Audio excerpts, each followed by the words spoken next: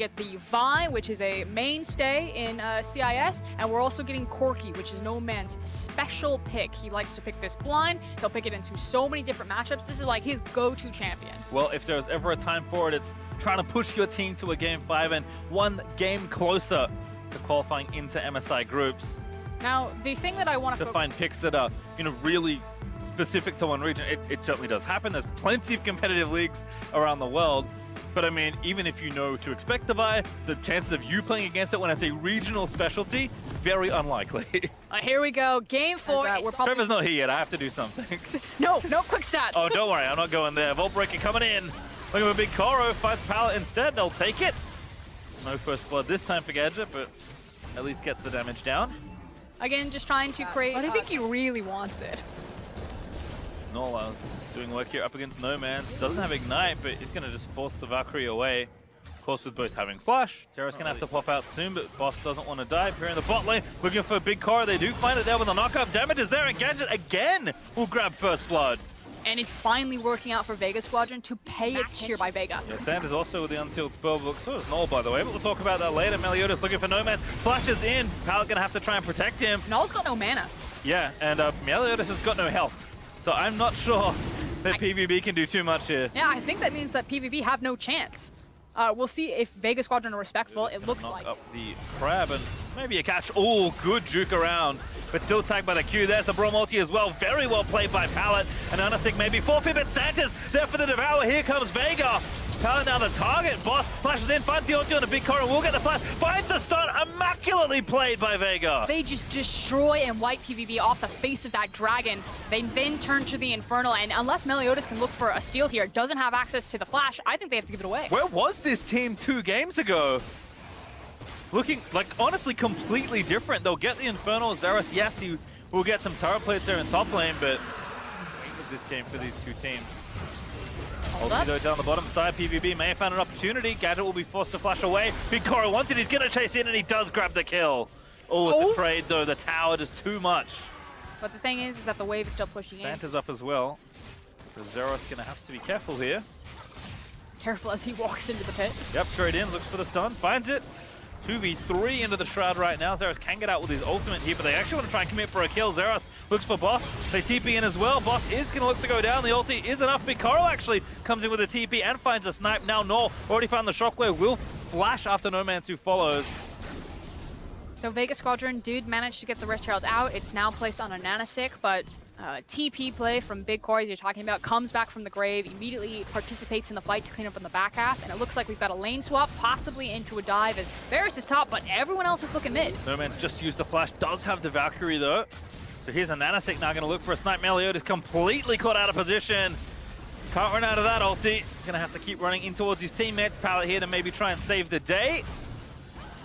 No, is enough to... We're going to talk about globals. Oh, actually, hold that thought. Sanchez going to get knocked up here. Gadget also getting tagged. But Big Koro can't really get it done. Oh, he does find the snipe. The Grey Health was not turned on. Now exhaust on the Gadget. Zeros here looking for a dive. He's ready with the ulti, but here comes No Man's in the mid for Null. That damage might be enough. Valkyrie forward. What a great shutdown 1v1 kill as Zeros also finds his mark in top lane. So the mid lane's going well for Vega Squadron, but finally Pallet and Big Koro managed to get their hands onto Gadget and Santos and break the 2v2 up into the top side. Each other out. They've had enough time to kind of feel out what the other team wants to do, and now it feels like they're starting to meet very close together as far as their execution and skill goes. And I'm glad that we're finally seeing Vega Squadron kind of go back to comfort and go back what works for them. You know, as a famous, handsome man once said, play your style. And that's what Vega Squadron needed to do, and it wasn't always about the cheese picks, it was about these comfort picks like the Corki. Santos had the cleanse, but that was not enough to save him here. Yeah, I do like the snipe, however. You can see it looked like delayed on the Grey Health.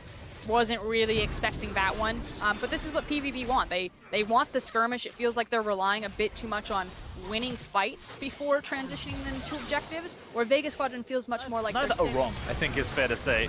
PVB continuing their streak of aggression. They take the turret. Zeros charges in, looks for Gadget, does find the execution.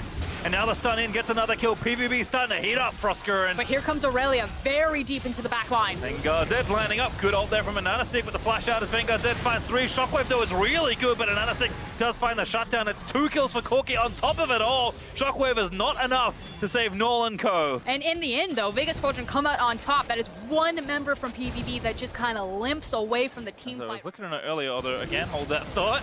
Every time I want to talk about globals, Null flashing out of the way as Nanasik camps the brush, but it's 2 from PvP up here already, and Nanasik out of there. Noman's maybe not so lucky. They'll dive a little bit, and that's goodbye. Shutdown over to Null. That moment when you realize top first tower is still... Going to move into the area, and Zeros actually went to the bot lane, so he does have TP, but will not really be here in time for this Drake. In fact, there's the arrow out, and Nanasik finds the ulti on the big Koro. They've got no way to really save him, but a good shockwave may be enough here. Bot's going to try and dive in, but Nomad straight in there with the package, moves into the backline, and that's actual demolition from VEG Squadron. That's the ace. And PvP have just been wiped off the face of this map right now. It's only one member left for Vega, and they're marching towards that Baron. Like I said, it wasn't about the Cloud Dragon, it was about the fight. It was about the Baron. And the fight they found, Nomad's even leaving the area to get the turret started early. He's seen the party in that Nexus. He wants to go straight there. And the momentum is now behind VEG Squadron. They have learned that they can do this. They managed to win that uphill mental climb over PVB being 2 games up on them. And not just 2 games, but a smashing performance from them. I'll put it that way. With the way Vega are playing, how confidently they approach this team fight, I would be shocked if we didn't go the distance here. And this team fight is really kicked off by how many engage tools that VEG Squadron have. The fact that they can throw the Ash Arrow and then very quickly follow it up with the Vi ultimate. You had a gorgeous Valkyrie there from Noman's to follow his Aurelia into the backline. Just ripped. Best of 5 series are always grueling, and if you have to play one more game, given the momentum that Vega have shown you throughout this series, well, this catch would be good. Nomad's going to be the target. That's a shutdown for Big Koro. There may be signs of life yet. But that said, that's still a lot of Barons alive on VEG Squadron. Again, a wombo combo, miracle fight back. Or are VEG Squadron just going to see their moment, pull the trigger on the arrow, follow it up with the Vi, and end this and take us to game 5? Seems like it's lights out, but certainly PvP will fight on. They're capable of winning this game, although it is a very tough ask given the deficit they already... It looks like Vega will be taking a reset pretty shortly, and with Baron back up in a minute 30, we want to get themselves out onto the map and setting up for that objective once again.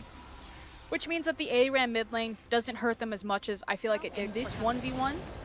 I was curious if he was able to make it good. Not much of a 1v1, just has to disengage, force the flash and the ulti and the shuriken flip plus the shroud.